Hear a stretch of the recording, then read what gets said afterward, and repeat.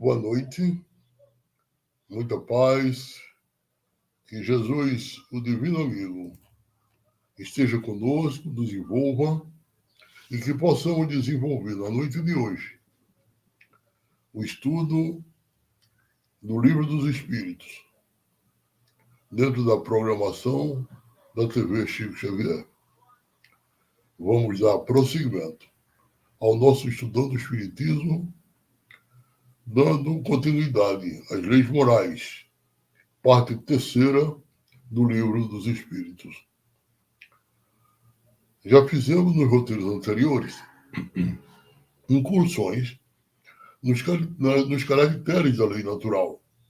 Hoje, vamos nos deter no segmento conhecimento da lei natural, relembrando algumas questões dos roteiros anteriores, a fim de melhor nos situarmos e dar continuidade ao estudo de hoje. Vimos nos roteiros anteriores que a lei de Deus é a única verdadeira para a felicidade dos homens. Essa questão é a resposta dos espíritos, que está na questão 614. Na questão 615, a responder uma pergunta de Allan Kardec, os espíritos dizem que ela é eterna e imutável como o próprio Deus. Todas as leis da natureza são leis divinas, pois que Deus é o autor de tudo. Está na questão 617. Pois é a causa primária de todas as coisas.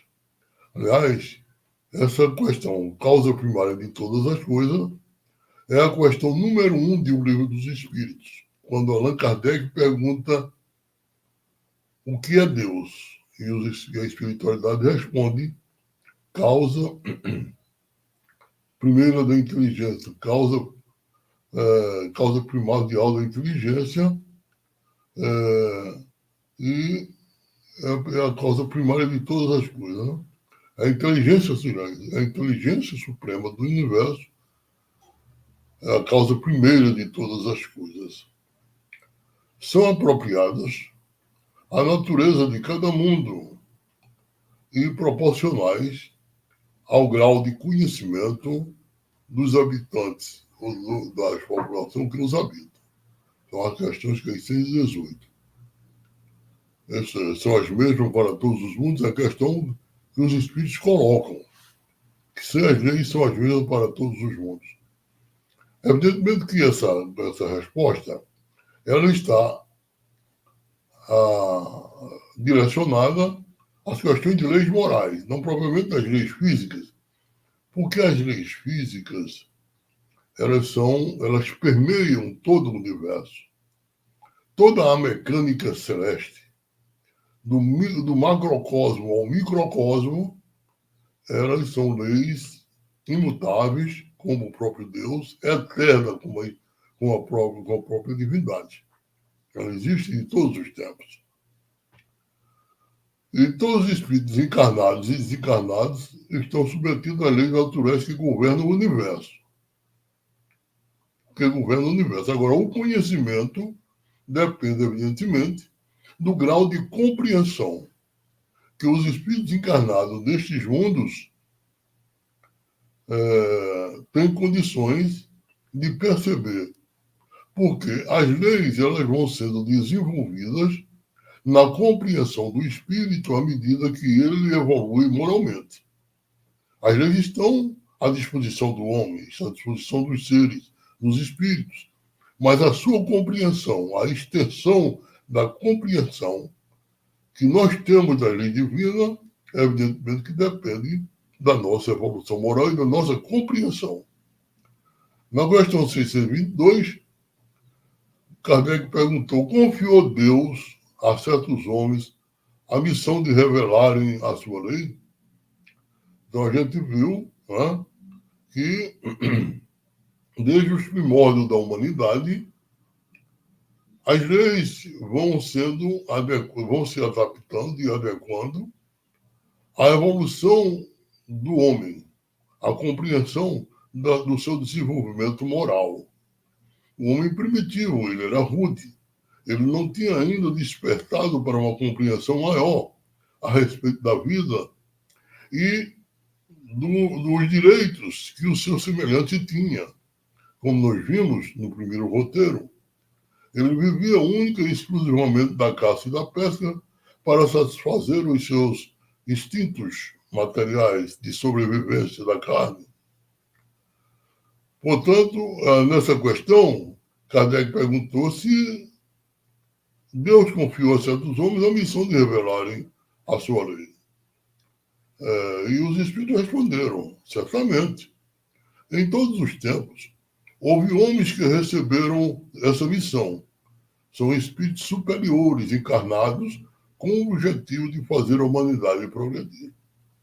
Então, como nós vimos, ao longo de milênios, vieram espíritos encarnados, tanto no Ocidente como no Oriente, objetivando desenvolver no seio da humanidade, dos espíritos encarnados, a compreensão de um direito que é salutar ao espírito em evolução, que é a questão do respeito às verdades espirituais.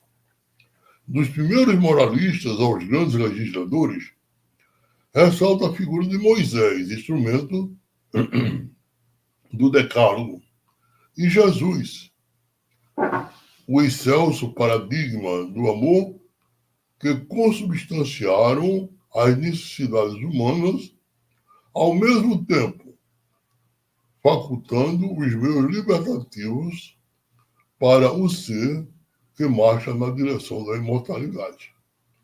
Essa colocação foi feita por Joana de Ângeles, mentora espiritual do médium Divaldo Pereira Franco, e está no livro Estudos Espíritos.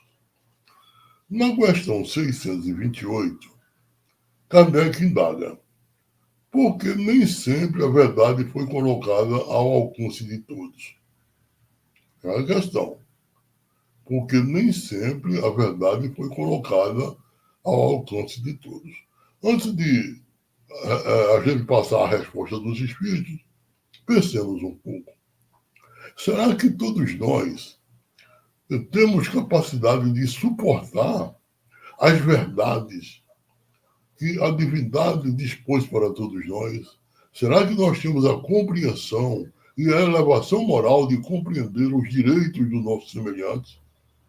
Será que a gente tem capacidade de avaliar até onde vai o nosso direito e aonde começa o direito do nosso próximo?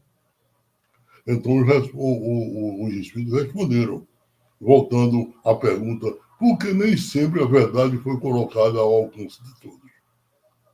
É necessário, respondem os espíritos, que cada coisa venha a seu tempo. A verdade é como a luz. É preciso habituar-se a ela pouco a pouco, senão ela ofusca. Essa colocação é de Allan Kardec no Livro dos Espíritos, nessa questão da 628. Então, a gente, consultando Rodolfo Caligares, no livro As Leis Morais, no capítulo 3º, ele diz: sendo o progresso constante e infinito, essa revelação divina necessariamente também deve ser ininterrupta e eterna. Ou seja, à medida que nós vamos nos desenvolvendo e avançando na nossa evolução em questão de ordem moral, nós vamos tendo uma compreensão maior dos nossos deveres e dos nossos direitos. Quais são os deveres e os direitos do nosso próximo? Como é que nós devemos nos comportar em sociedade para que seja estabelecido um respeito entre todos os habitantes da nossa comunidade, pelo menos da nossa comunidade. O aprendizado da lei de Deus ocorre dentro de um momento preciso do processo evolutivo do ser humano. Não há violência de espécie alguma. A lei divina e a lei humana, em verdade e aprendizagem espiritual, compreendemos que o entendimento da lei divina passa por 3 períodos fundamentais. Moisés abriu o caminho. Jesus continuou a obra. O Espiritismo a concluirá. Moisés registrou os pilares da verdade dos princípios morais universais através dos 10 mandamentos.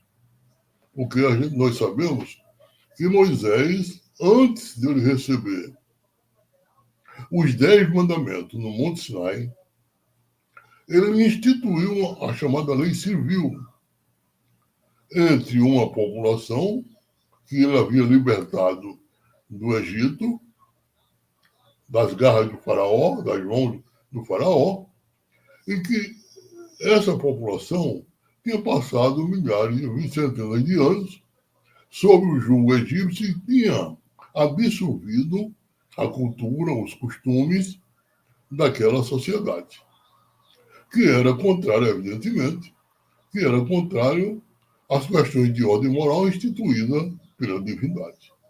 Então Moisés foi obrigado a instituir essa lei civil. Mas a lei civil ela é momentânea, enquanto o homem não desenvolve a sua capacidade intelectiva para compreender em profundidade o significado real da lei, ela perdura.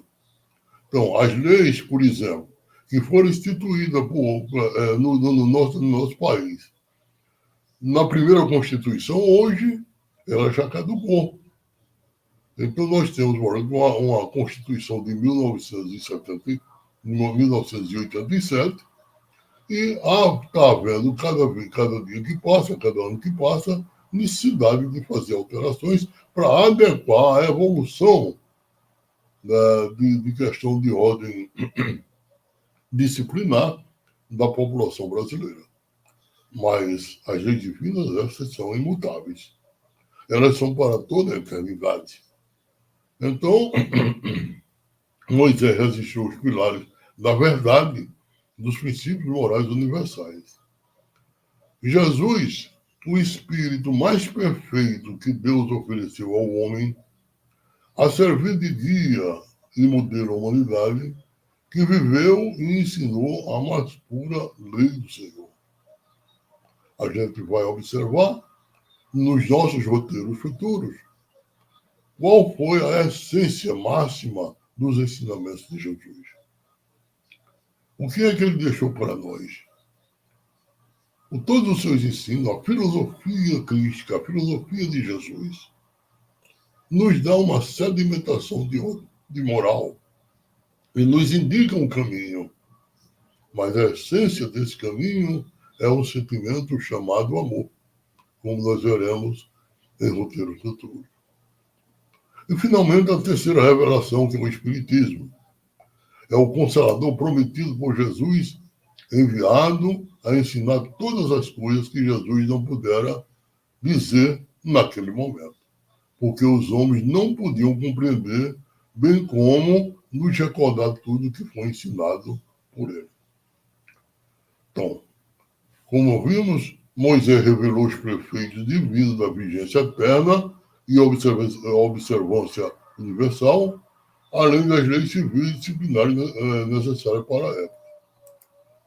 Jesus,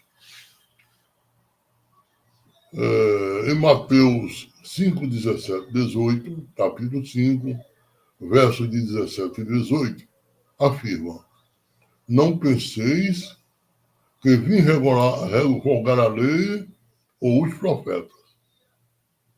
Não vim revogá-los, mas dar-lhe pleno cumprimento, porque em verdade vos digo que até que passe os céus e a terra, não será omitido nenhuma só vírgula da lei, sem que tudo seja realizado. Essas são palavras de Jesus, transcritas, evidentemente, e colocadas no papel por Mateus, que Jesus não escreveu nada. Mas os seus discípulos, pelo menos aqueles que estão compilados em 4 evangelhos, que é Mateus, Marcos, João e Lucas, eles, na realidade, transcreveram aquilo que o mestre ensinou e procuraram fazer com a máxima fidelidade. Portanto, Jesus, no cumprimento às profecias que lhe anunciaram o advento e nova dimensão ao decálogo, dando-lhe o verdadeiro sentido e adaptando ao grau de adiantamento dos homens. Então, e adaptando ao grau de adiantamento dos homens naquela oportunidade. Note que, quando Jesus veio, o planeta, ou os habitantes do planeta estavam passando do mundo primitivo para o mundo de expiação e provas. Note que agora nós estamos no limiar de uma nova era. Nós vamos sair de um mundo de expiação e provas para um mundo de regeneração. Quando Jesus aqui esteve, ele foi, digamos assim, o divisor dessas eras. Portanto, a compreensão do homem em questão de ordem moral era muito rudimentar. Jesus veio, portanto, trazer os ensinamentos designados por Deus, porque tudo que Jesus ensinou, evidentemente, que é obra do Criador, é o Pai. Então, Jesus procurou ensinar e fazer com que os homens daquela época, principalmente os simples, aqueles que estavam dentro dos preceitos que ele anunciou no Sermão da Montanha. Bem-aventurados os humildes, bem-aventurados os simples, porque herdarão o céu, herdarão o reino do Pai. Os simples, o honesto, os humildes. Porque estes humildes, os humildes, têm a capacidade de receber os ensinamentos e procurar segui-los com muita simplicidade. O que não ocorria, por exemplo, com aqueles que eram chamados os doutores da lei, que eram orgulhosos e vaidosos e não aceitavam o ensinamento de Jesus, ou não aceitaram Jesus como o enviado do Pai para transferir para eles os ensinamentos. Eles eram muito orgulhosos. Então, Jesus agradeceu ao Pai pelo fato dos simples serem aqueles que o escutavam e o seguiam. E a esses, ele ensinou a verdadeira essência do amor. Então, Jesus, no cumprimento das profecias que lhe anunciaram o advento da nova dimensão, ao decálogo, dando verdadeiro sentido à adaptação ao grande exatamente dos homens. Quanto ao Espiritismo, nós sabemos, vimos sempre estudando, que o Espiritismo é a terceira revelação da lei de Deus, a chave com o auxílio do qual tudo se explica. Jesus, ele prometeu: eu vos enviarei o Consolador prometido, que dirá a vocês tudo aquilo que vocês ainda não tinham capacidade de entender, de compreender. Então, essa questão é fundamental, porque no estudo que a gente está fazendo, Kardec, inclusive, pergunta por que toda revelação não é desenvolvida, toda a lei não é colocada à nossa disposição. A gente ainda não tem capacidade de compreender, em sua extensão, aquilo que Jesus trouxe, toda a lei, tudo o que está escrito na lei divina. Então, o Espiritismo é a terceira revelação da lei de Deus, a chave com o auxílio do qual tudo se implica. Então, o Espiritismo vem fazer uma expansão, expandir a compreensão do homem, ou trazer para o homem, já mais de 1.800 anos decorridos, a chave para que a compreensão do homem de então e futura tivesse a capacidade de compreender a lei de Deus, e o nosso estudo continua. Porque muitos dos homens ainda, eles são ainda recalcitrantes, não querem aceitar as verdades divinas, não querem aceitar os ensinamentos de Jesus. Existem muitas religiões, inclusive segmentos religiosos, dentro da própria linha deixada pelo Cristo. São religiões cristãs, digamos assim. Mas tem os seus valores? Evidentemente que tem. Porque é no recesso dessas religiões que o homem começa a ter acesso aos ensinamentos de Jesus contidos nos 4 evangelhos. No entanto, a compreensão maior a respeito da profundidade da lei divina, cremos que somente a doutrina espírita traz para o homem. Portanto, a doutrina espírita, no capítulo 1 do Evangelho segundo o Espiritismo, Kardec fala que é a ordem divina do Espiritismo, pois se assenta sobre as próprias leis da natureza. Não veio destruir a lei cristã, disse Jesus. Não veio destruir a lei cristã, mas dar-lhe cumprimento. Nada ensina em contrário ao que ensinou o Cristo, ou seja, a doutrina espírita. Jesus diz, não veio destruir a lei, mas dar-lhe cumprimento, referindo-se naquela oportunidade às leis morais instituídas por Moisés. Da mesma forma, a doutrina espírita também assegura nada que a doutrina espírita nada ensina em contrário ao que ensinou o Cristo, mas desenvolve a doutrina espírita, completa e explica termos claros para todo mundo, o que foi dito apenas sob forma alegórica. É obra do Cristo que ele mesmo preside. Ele mesmo preside, Jesus. Assim como preside igualmente a regeneração que se opera e prepara o reino de Deus na terra. Está no Evangelho segundo o Espiritismo, no capítulo 1, item 7.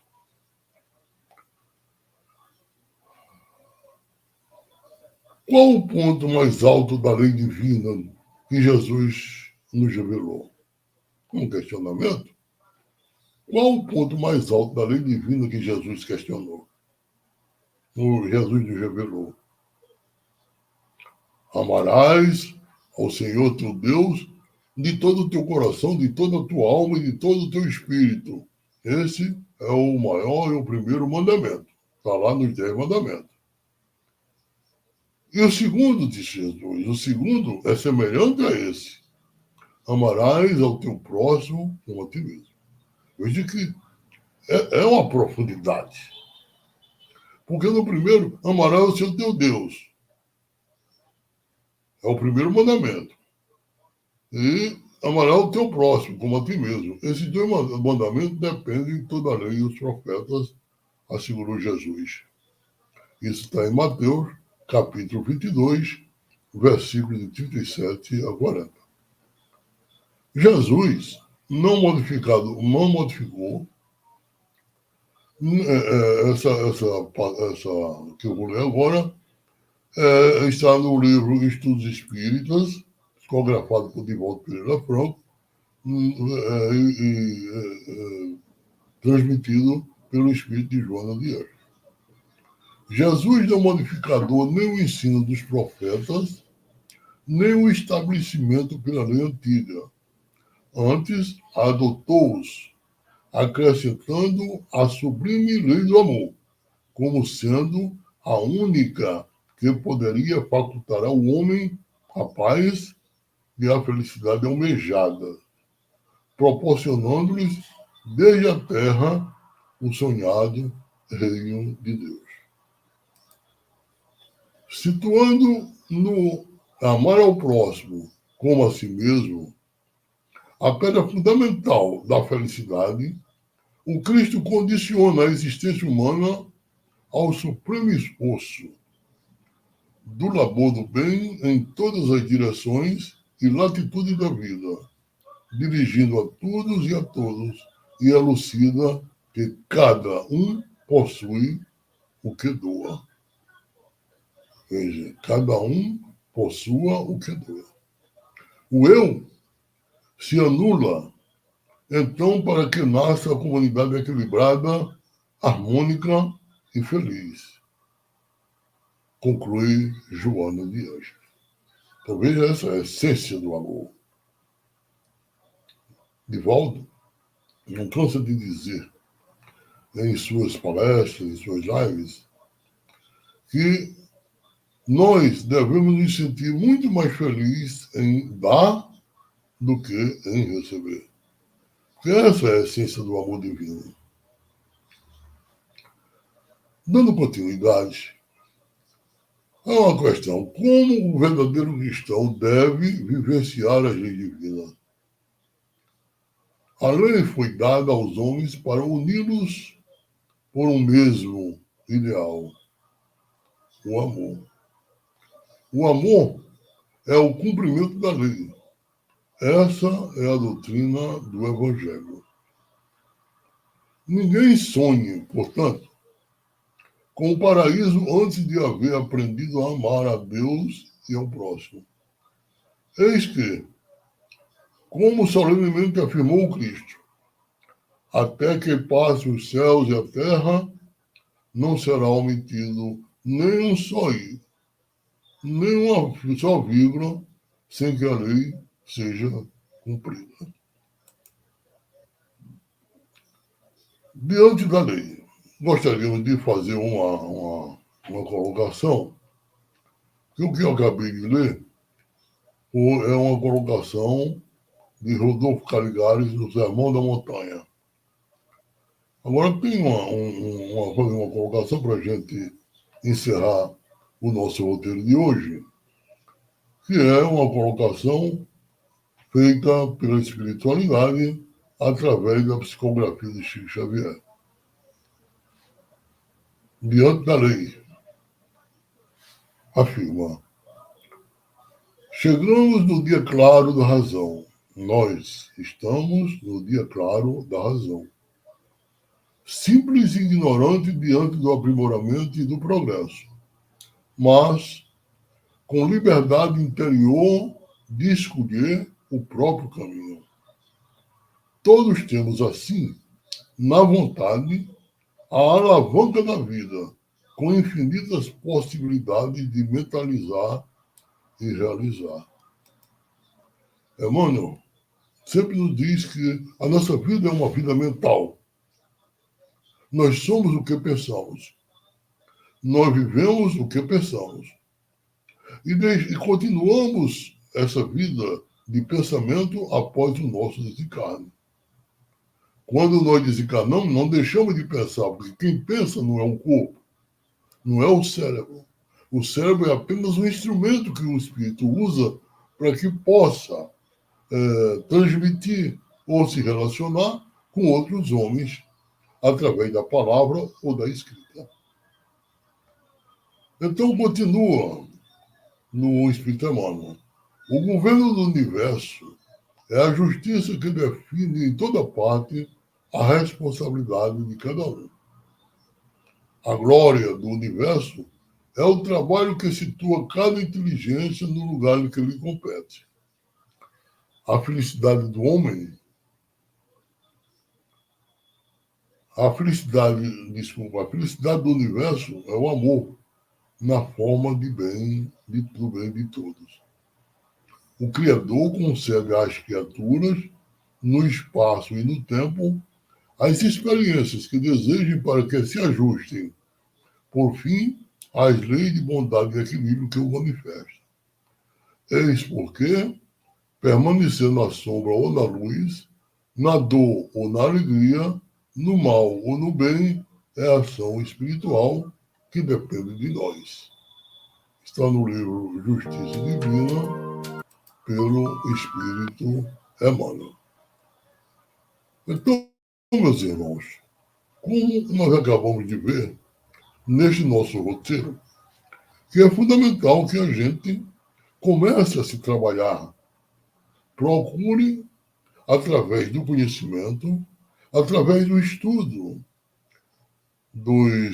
da Bíblia, pode ser a Bíblia de Jerusalém, é um ótimo e excelente texto que sempre é mencionado por alguns companheiros da doutrina espírita, mas tomando como base os ensinamentos contidos nas obras básicas da codificação. Evidentemente que nós temos espíritos como Joana de Anjos, mentor espiritual de Walter Pereira Franco, como Emmanuel, mentor espiritual de Chico Xavier, como André Luiz e tantos outros espíritos através de médios que trouxeram para nós os conhecimentos da vida. A vicissitude do amor, o exercício no ato de amar. A nação brasileira agora está dando um exemplo. O que é o significado e a solidariedade humana?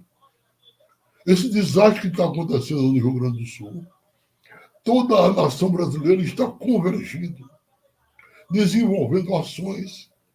Todos os segmentos religiosos, ou quase todos os segmentos religiosos, estão de braços unidos, desenvolvendo ações através de donativos de ordem material ou de ordem financeira para atender a necessidade desses nossos companheiros.